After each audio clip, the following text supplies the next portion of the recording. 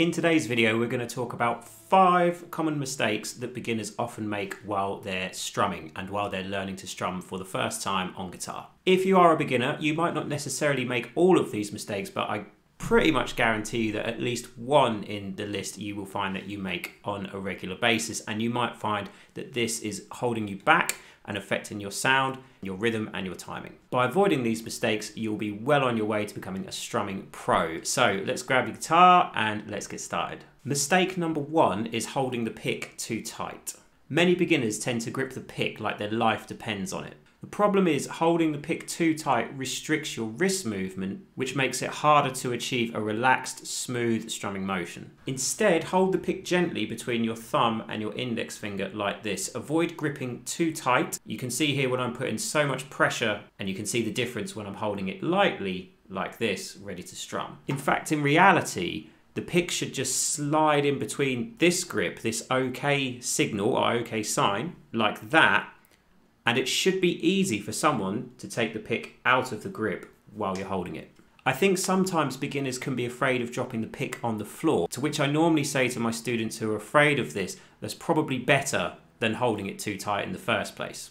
Holding it like this will give you more control over your strumming, resulting in a cleaner and smoother sound. Let's have a listen to what that sounds like over a G chord. Here's me holding the pick correctly.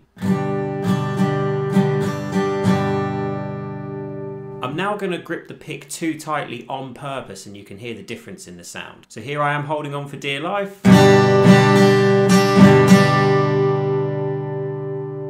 It's a subtle difference, but it makes all the difference. You could hear in the second example that I was a little bit louder, but I was probably a little bit less in control of what I was doing. The first example was definitely smoother, and it definitely sounded nicer. Mistake number 2. This one kind of ties into mistake number 1, and this is strumming from the arm, like this.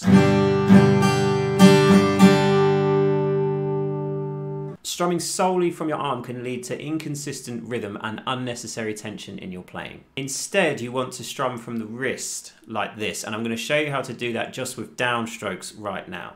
So in the previous example, I was locked from the elbow or from the arm like this.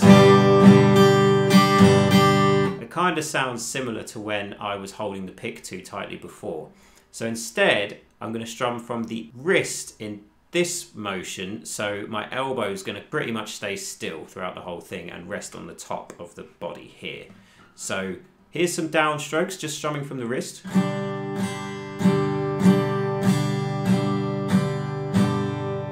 You can see I'm flicking through like that. I'm flicking through all the strings. All the power that I need can come from the wrist. There's no need to strum from the arm.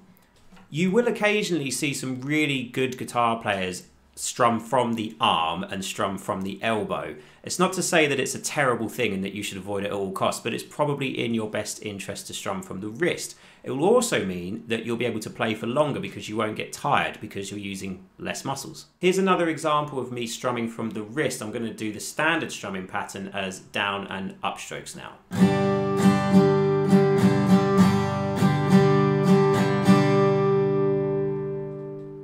As you heard there, much smoother, much more in control.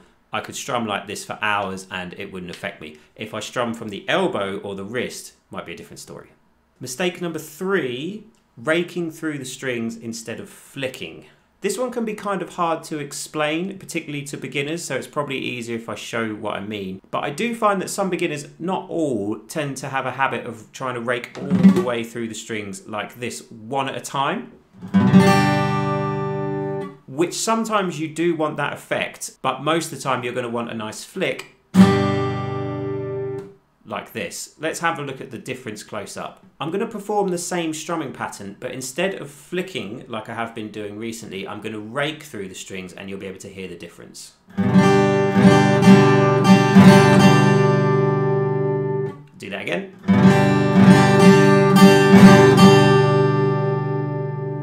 The problem with that approach is that it can lead to problems with timing, and it does sound a little bit messier in the long run. It will also create a slightly uncontrolled sound. Instead, practice the flicking motion that I demonstrated in the earlier examples. So instead of trying to rake all the way through and dragging your pick through the strings, make sure it's a nice flick So imagine you're trying to strike all of the strings at once all the time. This doesn't require any extra force, by the way. This doesn't require you to strum the guitar harder and hit it harder. Like that. That doesn't sound good. You still want that controlled motion, but instead of raking, we want to flick like this. So just remember, for tip number 3, it's a flick, not a rake. Subtle difference, but it makes all the difference. Mistake number 4 is trying to strum all of the strings on the offbeats. As a beginner, that statement might just go over your head right now and you might think, what is he talking about? But a common mistake that beginners make with both their downstrokes and their upstrokes is on the offbeats, they will still try to strum all of the strings that are in that chord. Let me take it to a close-up again and I'll demonstrate what I mean. We're going to start with downstrokes. Here's a common mistake that beginners make while they're trying to learn how to strum. I will tell a beginner to strum this G chord in all downstrokes and count 1 and 2 and 3 and 4 and. Ideally, that would sound like this.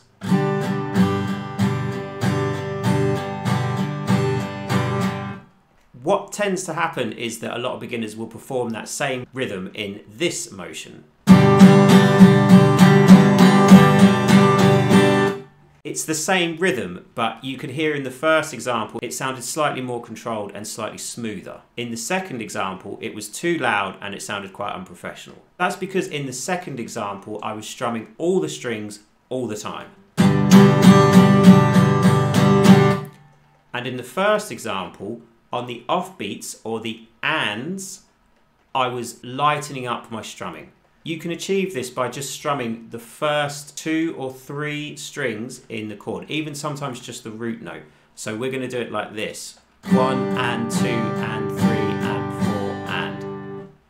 On those offbeats, I'm not strumming all the way through. That's all you need to do. It doesn't have to be too precise or too accurate, but just try and perform it like that. I'll do it again. 1 and 2 and 3 and 4 and 1 and 2 and 3 and 4 and. Much nicer. You also want to make sure you're doing exactly the same approach with all of your upstrokes. Another problem that beginners have is that they try and flick all the way through the strings on the upstroke, so they try and flick all 6 strings. Let's take our standard strumming pattern again. It should, in an ideal world, sound something like this.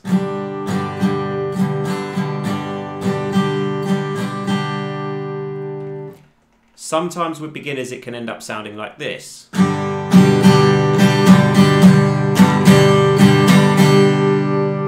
Doesn't sound terrible, but the first example was definitely more controlled and more professional. So when you're learning your upstrokes, instead of trying to flick all the way through the strings like this, try and make a smooth, controlled flick backwards. It's almost like a slight rotation in your wrist at the same time.